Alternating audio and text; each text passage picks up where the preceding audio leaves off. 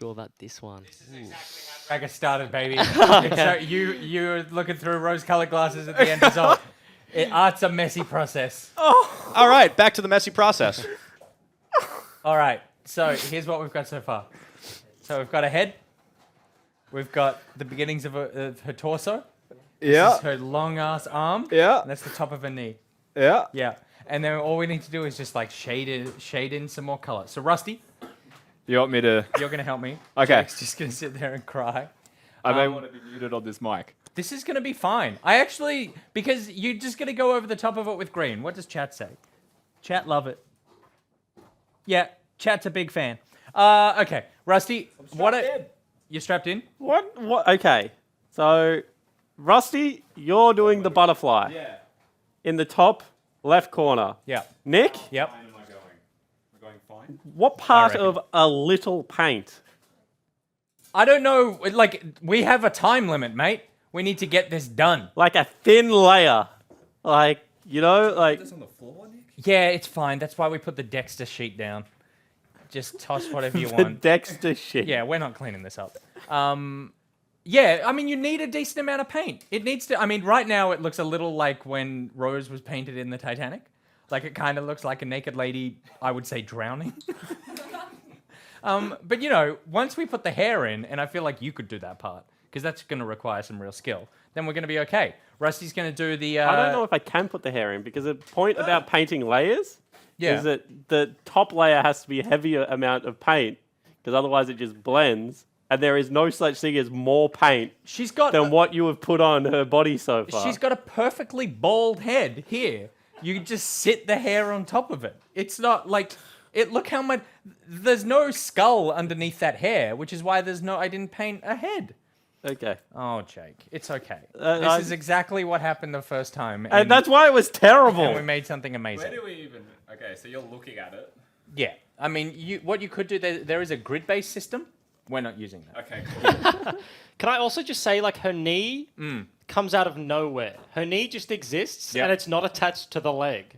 No, it will be. I just haven't drawn the leg in yet. Oh, okay. 'Cause I the thought you were leg- doing all the skin tones. Yeah, I am, but then for some reason I stopped on that one because I went, oh, maybe we need to actually get the real definition of the arm because where the definition of the Yeah, arm is going to okay. be because we don't have the time to do like shade. light reflections. It's Oh, just going to be the green. The time nor the artistic capacity. Let's. It's mainly the time. Mainly the time.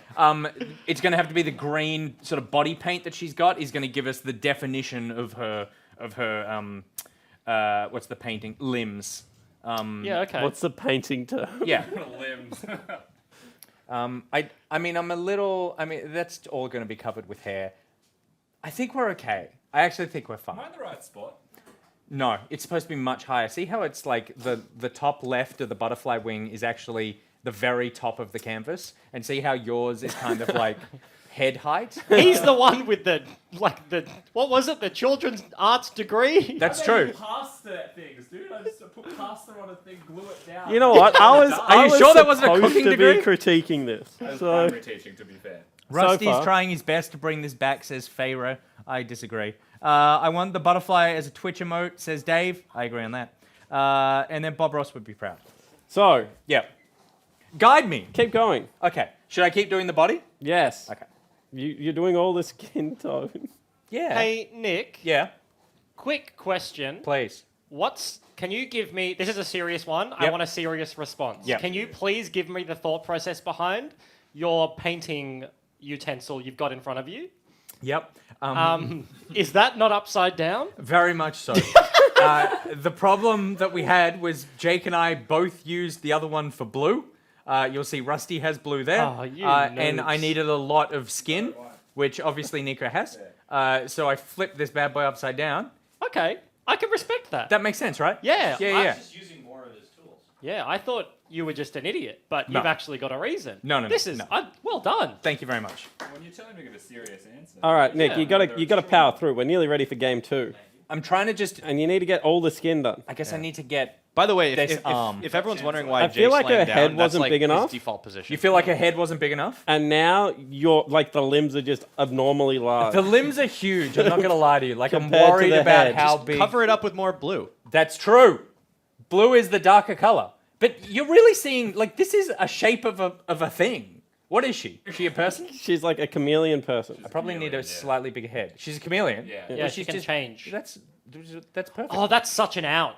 If it looks like garbage, you can be like, yeah, she changed into a garbage picture of herself. Why would you give us that guy as a bad painting? This was intentional the entire time. I love it. It's All artistic right, that's expression. good. That's a slightly bigger that good? head. That's good. Looks more like ET's head than Nico's head, but we're going to go with Well, we need to Everything see the looks like hair. a I feel like the ET's hair's head gonna until you change a put lot of like it. features on it. Okay, I didn't know that was a rule of art, but let's go. I think her joints also need to be like more structured. Like you've got a very curvy arm, but she's certainly got an elbow showing. Like Yeah.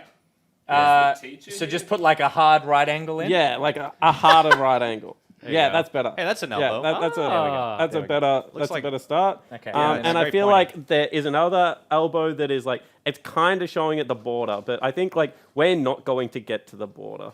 Another elbow. Like as in like oh, on the like right hand on the right-hand side. Yeah. but I'll like just kink it down. yeah, but like the thing is like now her upper arm is so long. It's so big, isn't it? like so long. But did you ever see? like I think what we actually It's need just to do perspective. is we need to make the body go to like here Okay. because that will make the arm look shorter. Did you ever You're see- in the way. did you ever Get on see, the floor um, and then point for the viewers. What are you pointing at? Peter Jackson's Lord of the This Rings. isn't for the viewers. This is for me. Okay, point now. Yeah, like so. I just told him to do what he did, and that made it look better. Come on, you got to give her some curves. That looks like sewn chaos Ariana. That's what it is. It's the makings of a sewn together. All right. Yeah, okay. It also looks like that game where you control the knees and the feet and the Quap. quap. Oh, the- Yeah, it Yeah. looks like Yeah. the quap character.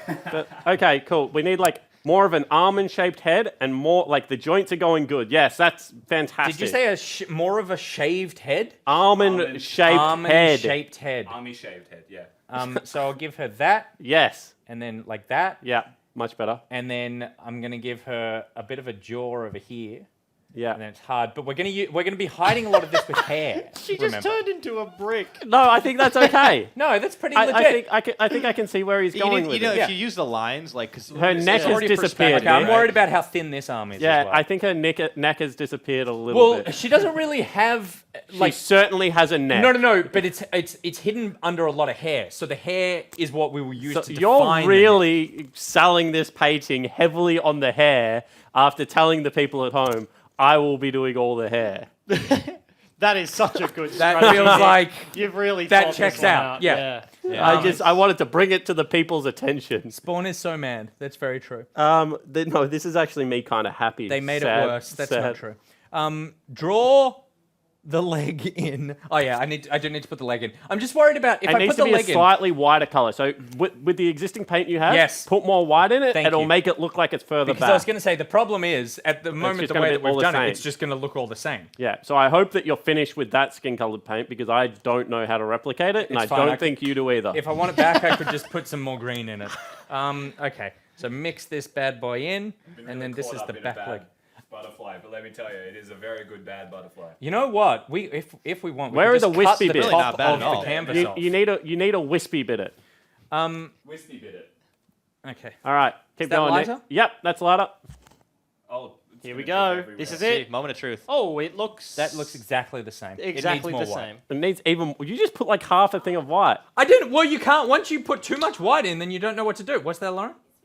Needs to be darker. Darker. Look at the bottom. No, but it's got sunlight on the top of the leg. So you're saying it needs to be both lighter and darker? That is a lot of white. Oh my Is that god. the whole there's- tube? What are you doing? Jeez. Oh This is- my it's too lord. I mean, animal. it just goes to show how complicated the human body is. Am I right, guys? Just so hard The to do. chameleon body. What This is going on? Interesting. Yeah. Have we got a second game? Am I supposed to do an intro or No, something? no, no. I'm gonna What we quote do, no, Nico what on we this do one. need to do because we didn't do it at the top of the game. Can we bring up the spicy tips because we did not God actually run damn through the it. spicy Oh, They're the yeah, sour we tips. did do it. Everyone's so unhappy about the fact that we didn't look at the spicy tips. We have the graphic handy. There it is. Bryce the traitor. It was unintentional again. What? He didn't tip his team I'm again. the most unreliable. Oh, that's better. I tipper. tipped your team. Yes, I wanted That to is tip a my was team. thick thigh. And I That is just a lot of didn't. leg. I completely intended coming in this weekend being like, we're going to 2-0.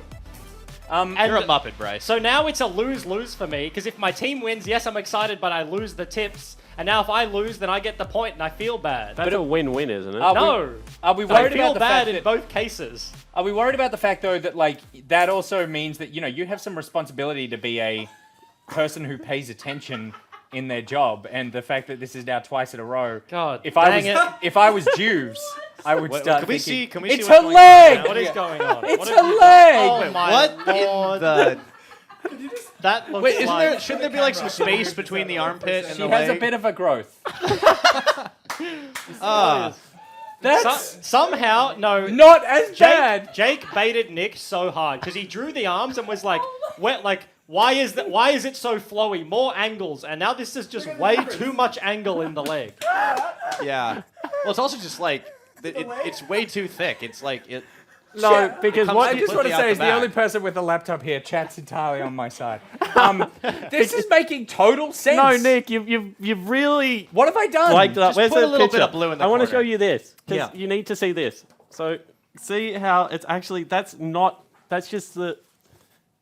Show the camera, The Jake. What are you green- pointing What at? are you trying to say? So what I'm trying to say is like. Oh, we're a Pixar band. There's Wait, a lot more. we haven't even gap introed this game yet. here. No. Oh. There All right. should see how there's like. So I'll just put more.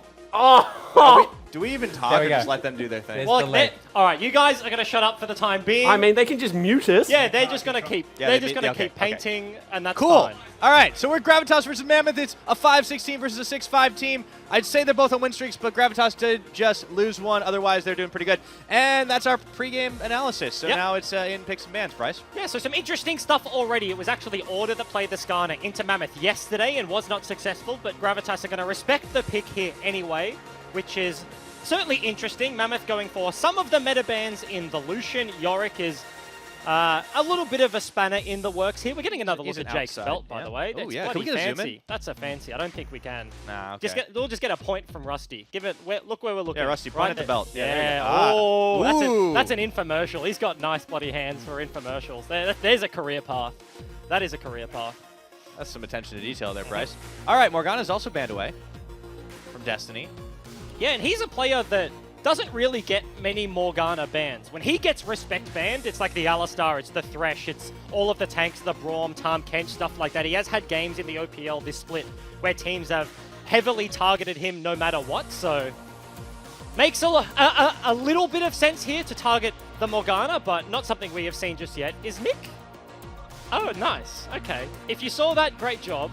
If Yeah. not, look at the Yasuo. That's a champion we That's haven't also seen in a pretty. while. Yeah, because it's been in the ban column consistently this week. So, assuming that goes mid lane, this will be for Mr. Harry Kang. Yeah.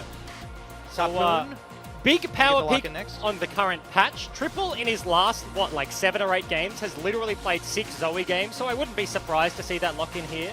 I feel like Zoe into Yasuo may just be a difficult enough matchup for him to not go towards the pick, though. I feel like the mid lane matchup's going to be hype regardless because these two mid laners have actually had pretty breakout performances for their teams so far. When both of these teams win, chances are they're involved in it in a big way.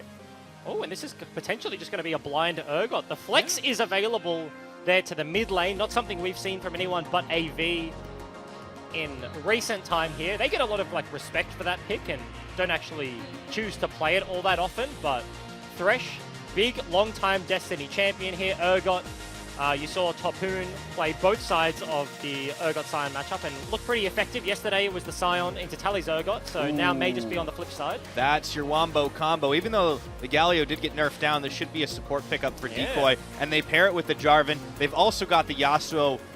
This is a serious Thunderdome composition already. Yes, it already is. They've got multiple knockups, the Yasuo, the Jarvan, to get that last breath in there. They have the Galio to run over the top, and this is exactly what we saw from them yesterday. Whoa, on red Azir. side. Yeah, this is a Hey, throwback. that's a bit. Yeah, that's a bit of an old one. I haven't seen Azir in a hot minute. Yeah, so very long-range champion. They have the safety of the Emperor's Divide. They have the Lantern already if they do have a mobile carries, which Azir somewhat function as. So given that Gravitas have opted in for like super hard engaged Jarvan, Galio, Yasuo, they want to get into the backline, makes sense to just sit as far back as possible and try and hit them from a distance. You know what else is really nice to see as well, Bryce, is the detail on the butterfly that Rusty is giving it right now. I think that's the best part of this painting, like bar none. That looks like legitimately like splash art worthy. Yeah, he's having a closer look at the picture up above and a bit actually of a- putting some work Bit in. of a I like that. a fat bottom wing. I feel like it could be a little more curved, but apart from that, like, you know, Yeah, I a 9 agree. out of 10. Rusty, you did a bad job. Stop Yeah. that.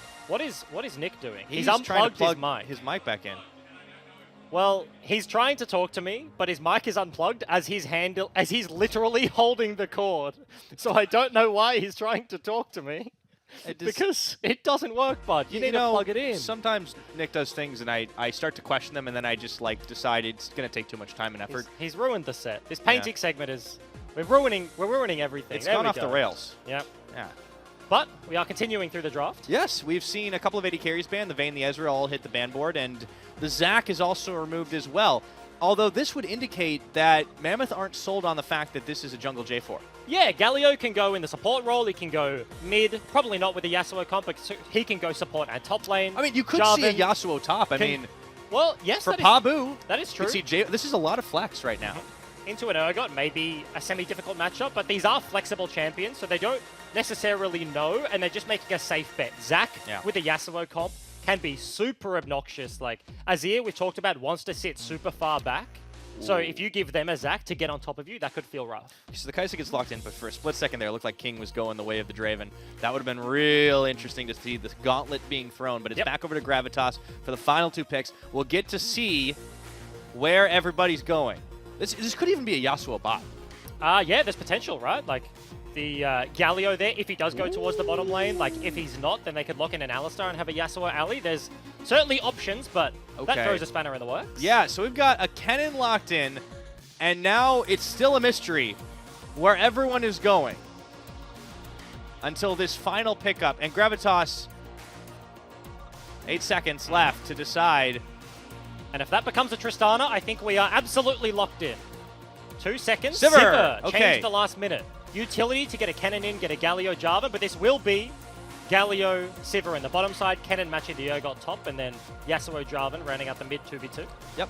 So a little bit of knock-up combination for Gravitas on that Yasuo. Mammoth will look to maybe go a little bit more standard on their pickup. Sejuani had made it all the way through the pick list, not being taken as a jungle choice for Gravitas. I hear a lot of laughter going on in the background, but I have no idea what's going on. Kindred gets mixed in for Babbitt. Nick needs to the white needs to be taken away from Nick. Yeah, no, I mean, at this point, he's almost white. run out of it, I think, so... There's just too much titanium white. Yeah, white. White. I still think that they need to, like, add a little space between the armpit and the leg, because it's weirding me out. Yeah, you know what it reminds me of? agree. Have you ever played the modded Skyrim where you turn the spiders into Spider-Man? No. So there's a thing where That's specific. It literally just skins all of the giant spiders as like 8-legged, like walking on the ground, creepy ass Spider-Man, and they have these like super long, like thick legs, and like that one Nico leg reminds me of it. It just looks creepy as hell. Yeah, because they're just like crawling around, but they look like Spider-Man, so you're like, oh, that looks great, and then they don't. Nick's screaming, but we'll just ignore everything he's saying. But with these 2 team compositions locked in, we didn't talk about the Kindred lock-in last for Mammoth, but stylistically, makes a lot of sense. It's a Kennen, it's a Jarvan, it's a Galio. These champions go in, and that is all they do. Babip actually played the Kindred into Gravitas last time. They played level 2 gank at the bottom lane and started them off strong. So stylistically, makes sense from a comp perspective, but also he's just very good at the champions, so... Yep. Mammoth on their side, they look like they have a little bit more flexibility in order to get in, to get out as well. They have a lot of repositioning, disengage, re-engage, that kind of stuff. But if you had to pick like a word or two to describe the Mammoth comp, what would you call it? Like sit back and Gravitas is go in. And that's a lot of more words than I gave you, my friend. That is what we're going to see this game. Stylistically, polar opposites, I think, from both of these teams, and it will be interesting to see who can execute their game plan. Fair enough. Now to join us to talk a little bit more about this one is, of course, going to be Coach Fantix from Mammoth. Welcome. Thank you for having me. Yeah. Let's talk about the game plan. How are you attacking this Gravitas comp that wants to meet you head on? Yeah, I mean, like Bryce mentioned earlier, it's pretty straightforward what they want to do. They just want to see target and then just run at us, and we're the exact opposite. So whoever plays the game on their terms better is just going to win. And I want to ask you about that sort of style. You kind of get to game day and then the draft unfolds. Is it kind of weird being in these situations where you kind of get to opt into like the complete opposite of what your opponent's doing? Like you get to fight head on. Like how does that speak to you? Do you guys practice certain like styles, or is it just how things happen? Yeah, it kind of is just how things happen. I see the draft as like, yeah, there's a couple of we start the comp off, and then like based on what they're doing, like oh have to okay, adapt. yeah, we have to adapt, and like it's obvious they're gonna go for a comp like that if they just first pick Yasuo, and it's obvious what kind of comp we want as well. And I want to ask you somewhat about your position in the season now. This has been some good performances back-to-back from you guys. Are they feeling refreshed? Is there like a little bit of more freedom for the players feeling where they are now, right now? Oh yeah, for sure. Like I think like the players themselves were definitely feeling the pressure of having to perform with, you know, such a strong lineup. And, you know, they've instead of playing to not to lose, they've actually, you know, found a lot more confidence in their play, and they're just doing their own thing now, which is definitely showing in the results. Yeah, and to focus on that a little bit more, like where do you think it comes from? Like you have professional experience yourself, both as a player, now as a coach behind the scenes, but is it internal, the players place it on themselves? Is it like fan expectation? Where is the root of that? I think it's a bit of both. There's the fan expectation, and also them just, you know, having a high standard for themselves as well. Yep. And, you know, that kind of just compiles, and I can understand why they would feel that way, but it's really nice that they've kind of escaped that mentality and are just playing true to themselves now. Cool. Absolutely. Thank you so much for joining us, Fantix. Good luck for the team. Thank you for having me. All right, into the start of this game, we will see how quick and how fast Gravitas tend to take that attack, but I also kind of feel like this is a team that wants to hit those level 6 marks. Ooh, Raid gets pulled in early. Does not have spell shield yet. Forced to flash and heal. King and Destiny go all in on that. And that is disastrous, just straight disrespecting the level 2 Destiny. On the Deep Sea Thresh lands a very nice hook, and Raid loses both his flash, his heal, and almost his life on the back end, and will probably lose most of the wave. And disastrous start here, because we talk about the styles like conflicting, but Urgot has a very dominant laning phase. Like Azir, super annoying into a melee champion, like is very gankable if you get on top of him, but Triple is not a wuss here. He goes for the Ignite, actually has the kill threat, and you see like a Kai'Sa Thresh is nothing to scoff at. So it's not like Mammoth just straight lose early game and have to get towards like level 18 before they win this game. They have opportunities to do things early, and that level 2 just speaks to that. It really does. Good start for Mammoth in this game. Now, we do want to talk a little bit about some of the other matchups, because these are ones that we just don't see all that often. Pabu on the Kennen up top against Tapun's Urgot. He's already started to bully him, started to push him in, and it just feels like it's going to be hard for Mammoth to catch a little lightning ball. Yeah, certainly could be the case. He's gone for a nice skin. I will say Swap Master Kennen is just a crappy reskin, aka makes it one of the best skins in the game. I mean, yeah, that's the thing. There's two schools of thought on the old crappy skins, right? They're either the best thing ever or the worst. As this fight is going underway, Praelis tagging his way in. Babip, flash for flash, followed through. Praelis still looking for more damage. He just needs one, but he gets turned around on that flay. Raid with the Q. In comes Decoy. They will claim first blood. Hook into turret. And it looks like it turned out to be Gravitas after all, but Decoy going to get taken down by King in response. Gravitas overstep. Yeah, it actually ends up being a 1-for-1 on the bottom side of the map. Flashes burnt almost everywhere, and hook into turret from Destiny once again buys them a little bit more time. Decoy has to flash away, and the kills are traded. So this is a very action-packed early start to this game. Yeah, we haven't even talked about the middle just yet as Harry versus Triple starts to heat up a little bit. Only level 5 to level 4 at the moment. No last breath yet. Because you can see the kind of response. When junglers weren't showing on the map, Harry was getting shoved in underneath his turret. Triple just sits there with the soldiers and just starts whacking away from a distance. But as soon as Kindred and Jarvan show bot side, Harry's just stepping up, dashing through the wave. If he can play in melee range of a pre-level 6 Azir, you absolutely know who's going to be winning those trades and can just sit up in his face and force the issue somewhat. Yeah, the mid lane matchup is like my matchup to watch in the laning phase 100%, but we have seen action already in the bottom, and I think it gives some hope back to that bottom lane of Gravitas that they were able to get a kill, even if it was on Decoy. Early on, it was one traded back for King, so that, you know, definitely don't get as many brownie points as they would have liked at the end of the day.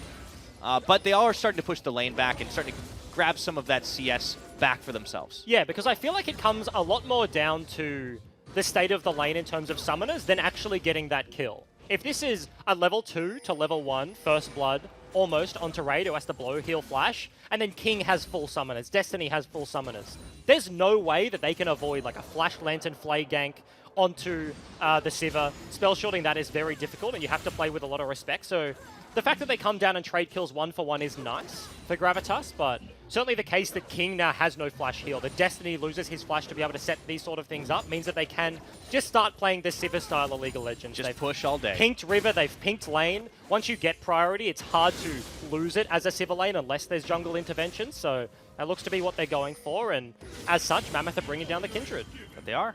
Going to need to keep them there. There's also an Infernal Drake. Now, it looks like they want to go back in for round number 2, but Yeah. Decoy had moved away. Meanwhile, back in the mid, we have level 6 on for both champions. Harry does take a little bit of extra Sand Soldier damage.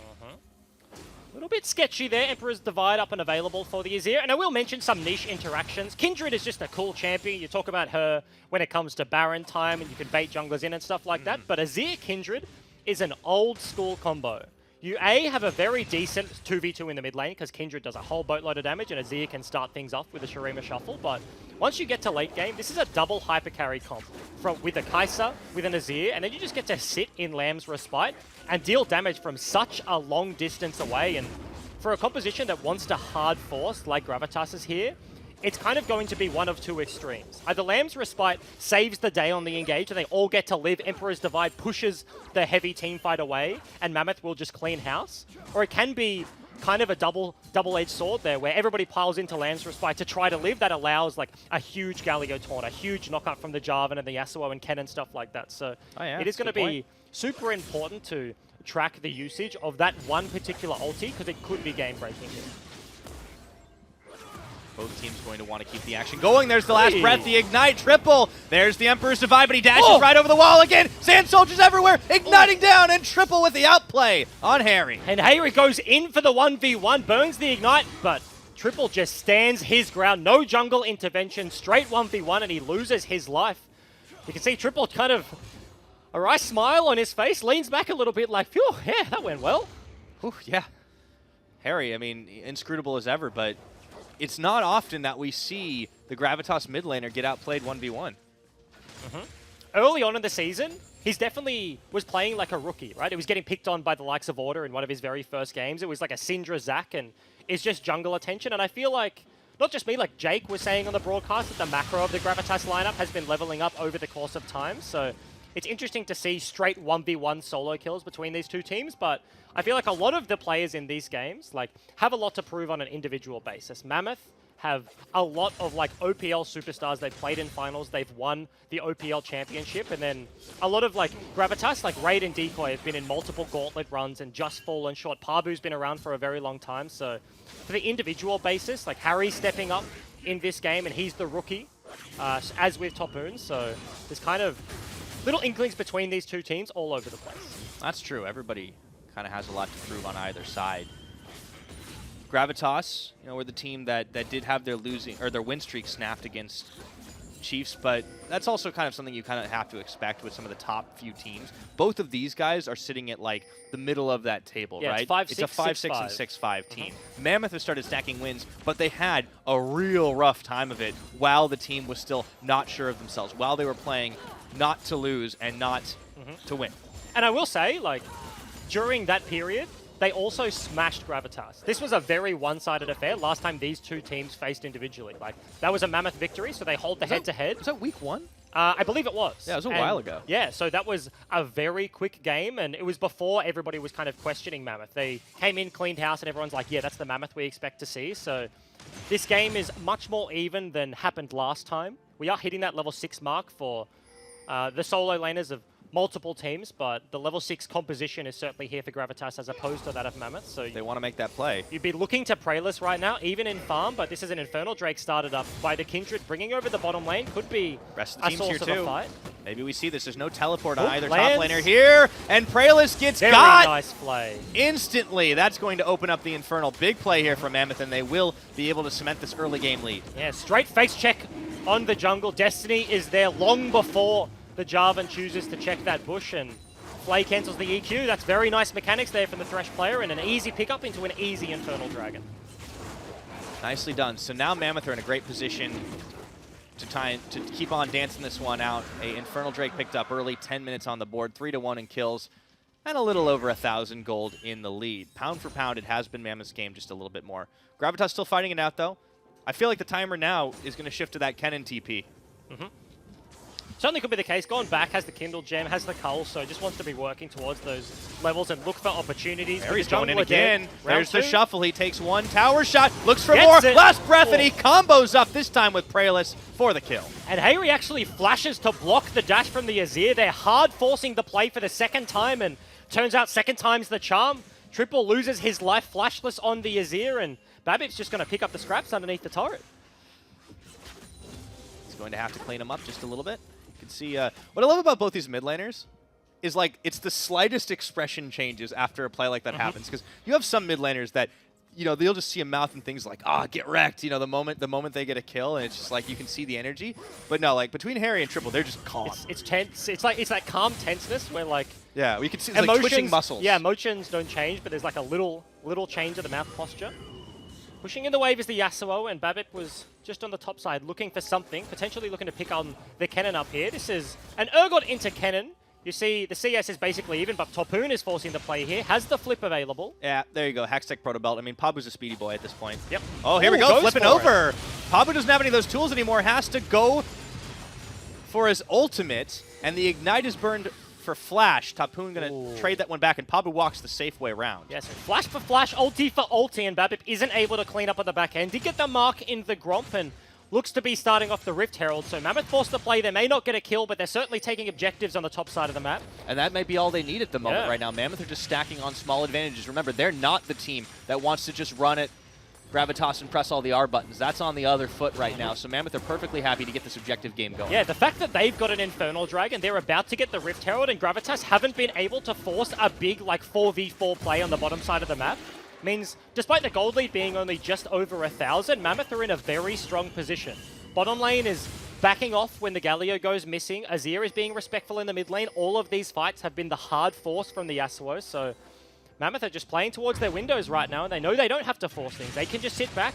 They're getting this slow lead and just trying to grind this one out, and certainly working. This is emblematic of Mammoth's evolution, right? They just feel more confident now. They feel more comfortable in their own skin. And nice Oscar-worthy performance there. King will get out thanks to the Lantern of Destiny, but it was a great bait by Raiden Decoy. Yeah, sitting on a piece of vision, but it didn't look like Decoy used his E to interrupt the Lantern there. Potentially could have guaranteed the kill with the CC stack W flash on the Galio, but they wasn't enough to keep it locked down. It's interesting to Kai'Sa blind. This is 2 games in a row here from Mammoth as Raid's going to cop a turret shot to the head.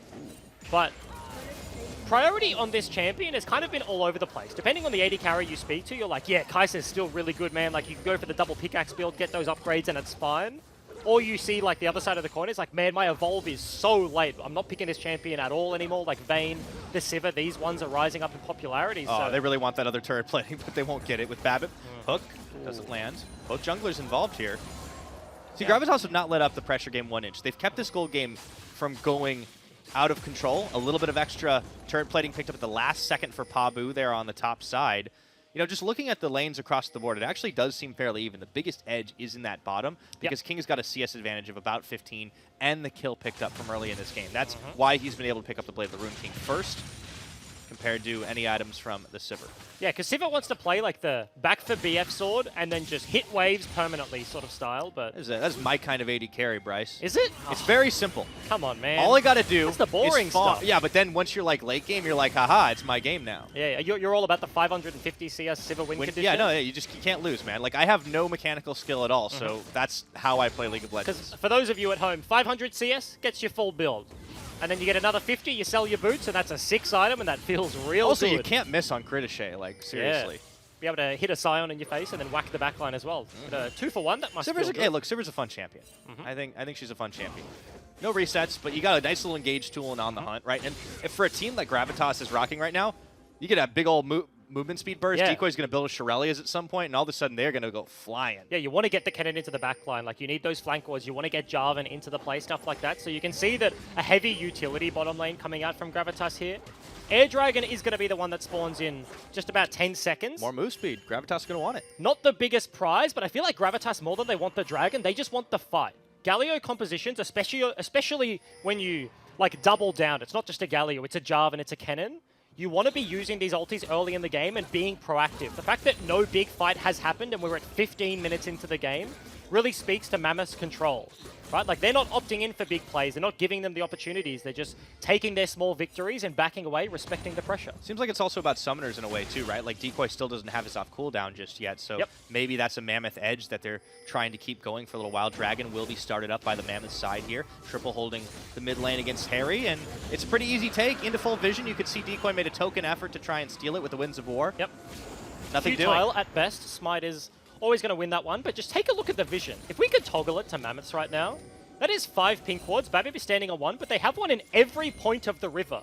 They control top side, they control bottom side, and it's no wonder they can just play all 3 lanes and just split between. If we could toggle to the other side, there's just absolutely nothing past the river here for Gravitas. Their pinks are very defensive, so... And here comes Shelly out of the mid. All of a sudden, quick rotation. It's a lot faster than what Gravitas can do. Plating is gone, so this turret is fairly squishy. Praelis is potentially looking for a flank here. This may just be the fight Gravitas are looking for. Harry's Flash! going in 2, man! They get the combo. Is it enough to take the kills down? A second effort as Decoy hops his way in, and Babip will not fall, but it's going to be a third wind effort. Pabu is stymied here. Do they have the damage to get the kills? Triple has already fallen. Mammoth trying to limp away. It's Tapoon, gets the exhaust out onto Pabu. Only 1 kill, and it's traded back as Destiny takes down Raid. And for cricket fans out there, that was a big swing and absolutely no ding on the back end of that one. Rip Carroll takes the mid lane. Raid flash heals on the back end of the play to try and get the extra kill, but he falls to what I assume was a hook into turret, something like that. I don't understand that phrasing at all, but I assume it's appropriate, Bryce. Yeah. I also like the fact that it rhymes, so you got a point in my book. Dude, sledging is, like, that's all cricket is. Just talking mad shit at the batsman. Sledging. I don't even know what sledging means. Yeah, like when you're bowling, you're fielding and the batsman like completely misses. That's a big swing, no ding. Okay. But we're going to see the start off once again. Hayri is double flash knock up there. King gets himself to safety. But this was a huge wombo. If Pabu had flash, that's reminiscent of Mimic in the back end. He did have flash. Did he? He did. Flash. So I don't know what happened there. Got flipped Oh, and this feels by bad, the man. Urgot, and Raid just biting off more than he can chew. That's the problem, is that Gravitas very heavily committed after the fact and kept chasing in different directions, where He just looked desperate. it was a good start, but they barely missed out on like 2 extra kills, and then they just saw red. The start of that engage, you're like, man, double knock-up Galio Jarvan onto everyone, and we're getting a flank from Kennen. Like, this should be a wash. And then when it doesn't happen, you look at the blinking health bars, like, you should be dead. Why are you not dead? You're flashing forward looking for it. I feel like in the replay, noticing that Urgot actually flipped Kennen on the flank, super impactful here from Tapoon. It's not the damage, it's not the execute you normally see, but a single bit of CC onto a Kennen flank is just so potent. You pointed out Pabu actually had the flash when I thought he didn't, but even with the summoner, wasn't able to get the engage that he wanted, and that could have been a wash. Tapoon saves the day. It does mean, though, that Gravitas somehow hold very close to even with the gold advantage that Mammoth have accrued. 1 to 2 in towers, the kill advantage. But Gravitas are just not afraid to pull the trigger. They're shooting from the hip this game. That's the issue, is you shoot from the hip, you're not going to hit very often. Yep. Well, you have to. They just have an R button composition. That's a Sivir ult, it's a Jarvan ult, it's a Galio. You have to go in. Look, it was a good start. Yeah, they got a double man last breath, and it was kind of like shooting fish in a barrel at that point. If you're not going in, then you're doing absolutely nothing. So yeah, Baron in a minute, by the way. Yeah, 50 seconds on Baron, and Gravitas are set up here early, looking for a play. King is maybe in trouble. Yeah, he just immediately nopes out of there. On the hunt pops too, and the lantern is perfect. So it is going to be traded on the bottom side of the map. Gravitas looking for this top lane outer turret, but Mammoth are already breaking the bottom side. Pabu is just doing some krugs while he's got nothing to do in the 2v1.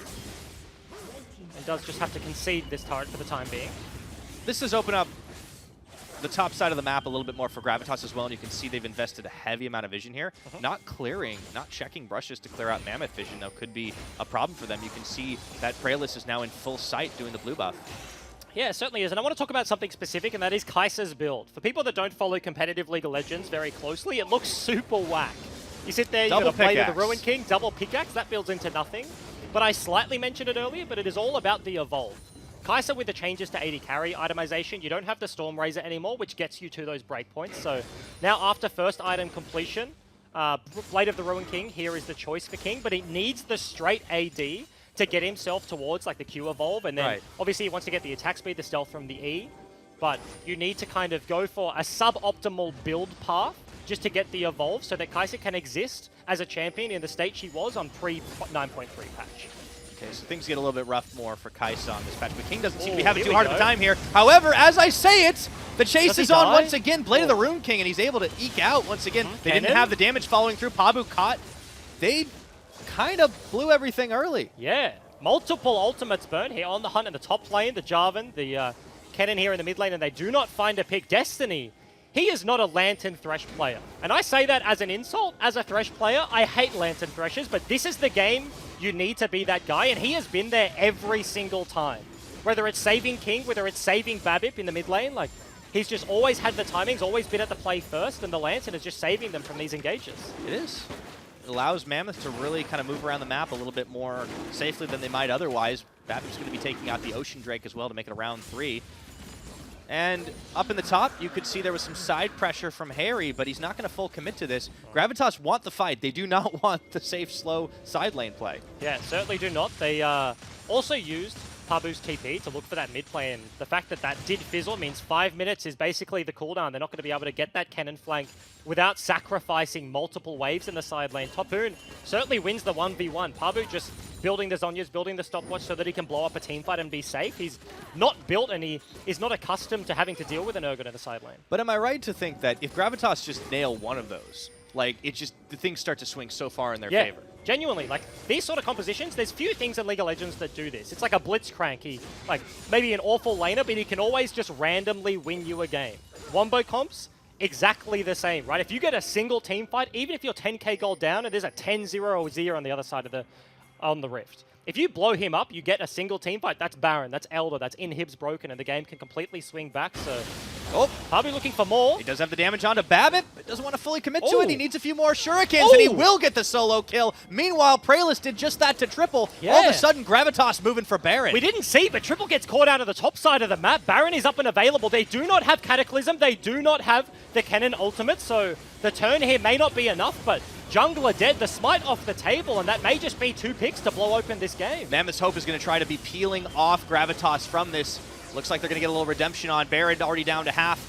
Into the backside of the pit. Mammoth taking positions. Destiny getting the hook here. Will they commit to the fight? That's the question. Gravitas haven't backed away. They just need to hit the smite at the right time. They've stopped the aggro, looking to possibly turn this fight. In goes Tapoon! He gets the steal! Oh. Mammoth take away the Baron! And Gravitas win the fight, but they have to feel so frustrated. And Topoon making such a case for Rookie of the Split, has the spellbook, swaps to the smite.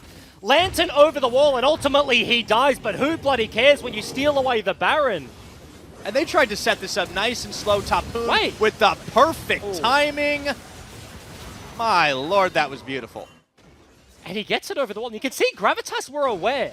They were sitting in the pit 5 versus 3. They're channeling the taunt from Galio. They're waiting, holding it at 2,000 HP, just waiting for the contest. But a pink ward over the wall gives Mammoth some vision, and that is such a huge play. I mean, Tapoon is building one hell of a rookie resume right now. Like, we talked him up a lot yesterday in their win, and he's done it yet again. That, I mean, up until this point, he played an Urgot game. Congratulations. But that single play really stopped Mammoth from falling behind, and now they can actually push on the map. Because that we were just saying, a single fight gets you a Baron, potentially gets you a game win with this composition. Maybe a lapse from Triple, maybe a lapse from Babip gets themselves caught. That's just a 5 versus 3 randomly after 20 minutes, and Gravitas didn't even have to opt in for the full 5v5. So that steal onto Baron may have just saved the game here for Mammoth in some degree.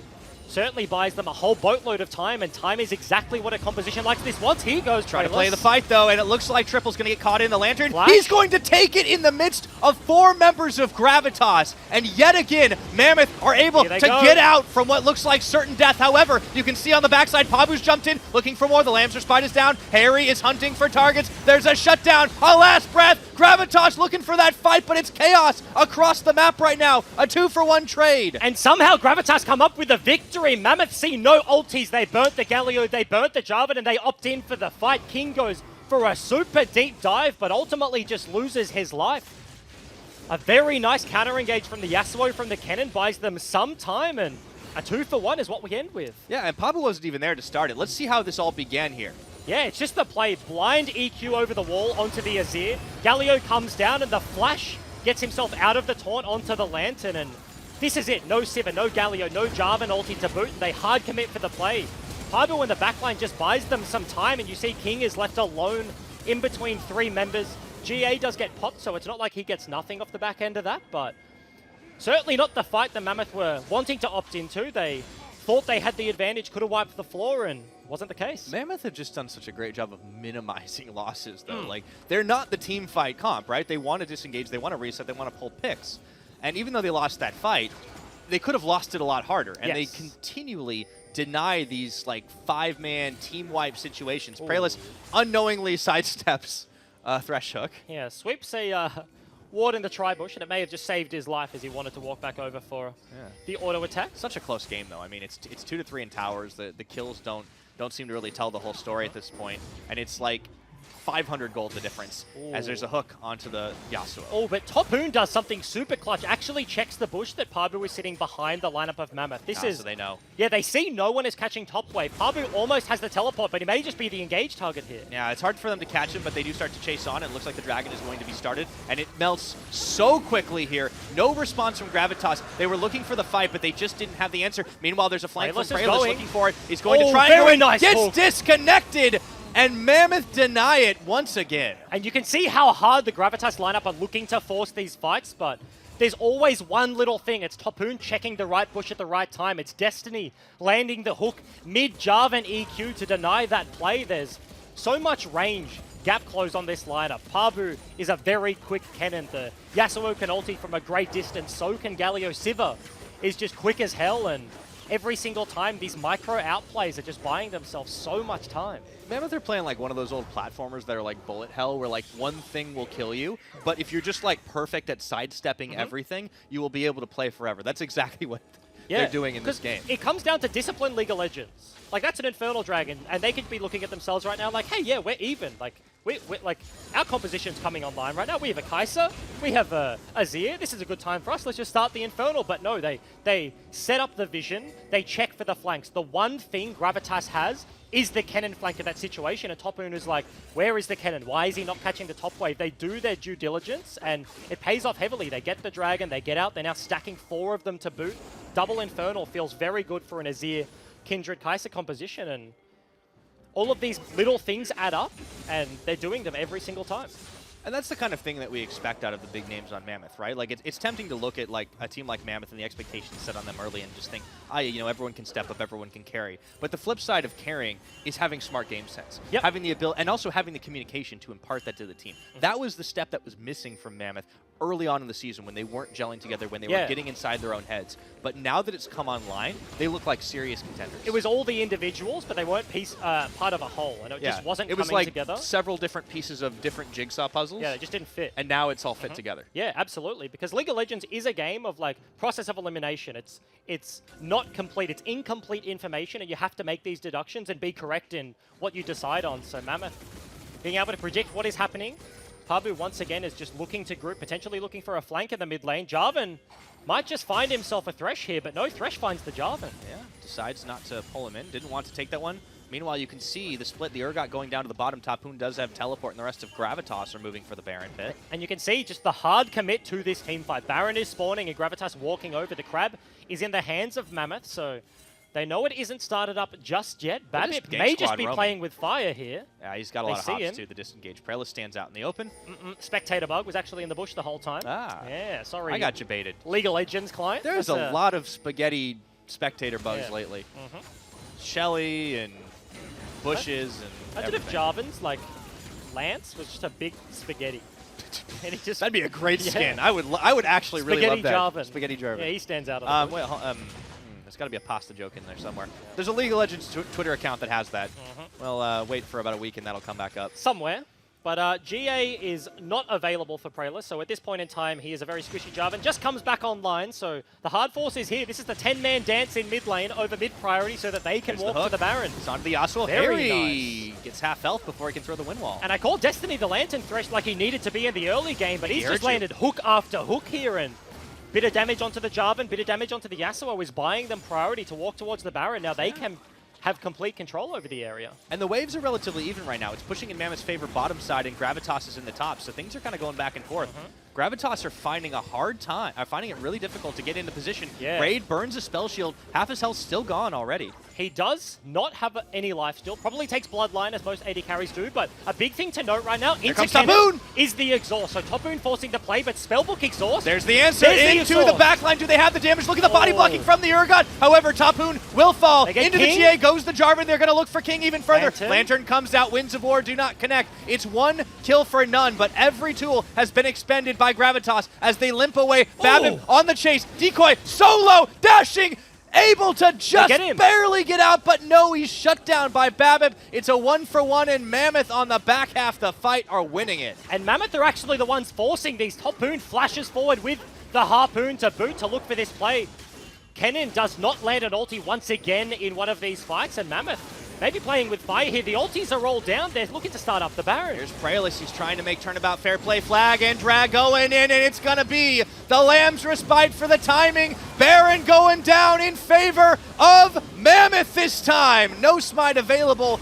And Pabu trying to come in to clean the fight up, but Mammoth just have a lot more in the tank at the moment, and they keep it going. The last breath for Harry does not take down Destiny. Team fight in the mid lane means Baron for Mammoth, time number 2. They stole the first one, but this was rightfully theirs, and now 5,000 gold in their back pocket. They get to reset, they get to set up the map, and this is a 3-item Kai'Sa, a 3-item Azir. Now gets to play proactively. Mammoth have played this out so beautifully. As you said, this was a risky play because there was still a smite, there were still 4 members of Gravitas. But I love what the Kindred does here.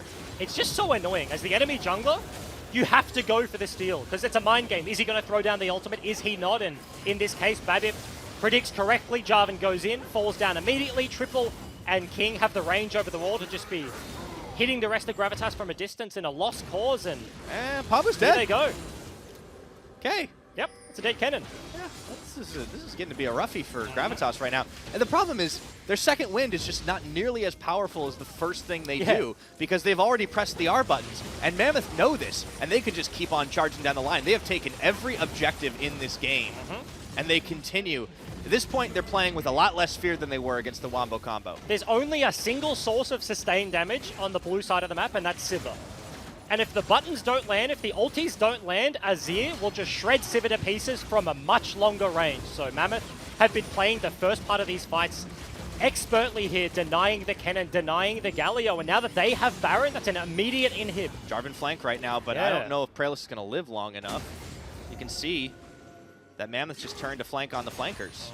They did actually see the Jarvan and chase him very deep, but Praelis is still potentially looking around here. They're always looking for a fight. It doesn't matter how far down, and they're going to be using Here on they the go. hunt, looking for 1 or 2, but it's a scatter from Mammoth now turning onto Babip and Taboon. They've got one already. Can they keep this going? Into the choke point. Taboon on the front line. There's a lot of Sand Soldiers, and Harry is looking for damage, but he's taken down by Triple, and they run out of steam. Gravitas cannot finish these fights they start. And Triple just stands and delivers in the choke point. King may just pick up the cannon on the back end of the fight. Zhonya's is not going to buy him nearly enough time, and that was the proactive play from Gravitas, but the items are here. Their composition has scaled in a 3 versus 5.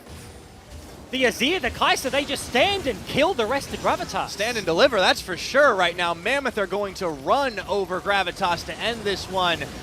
It was a nice comp, it was a nice try, but Mammoth had every answer. They studied for this test, and they will take themselves yet another win. 5 in a row.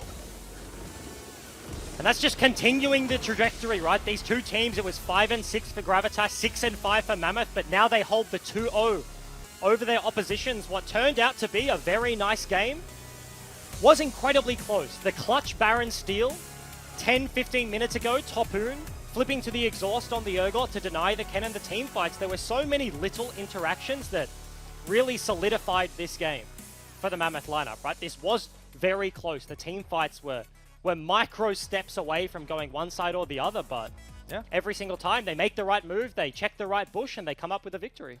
They did, and it just goes to show like all those little things, how important they are in conjunction, and every single player really had a moment where they shine. Taboon, not just the Baron steal, that was obviously massive, but the fact that he was really able to frontline, be that big beefy boy Urgot that he needed to, it bought so much time for Mammoth to reposition in these fights. And you're facing a Wombo combo comp. It is so hard to not just get completely boomed by a team like that when they are running at you constantly.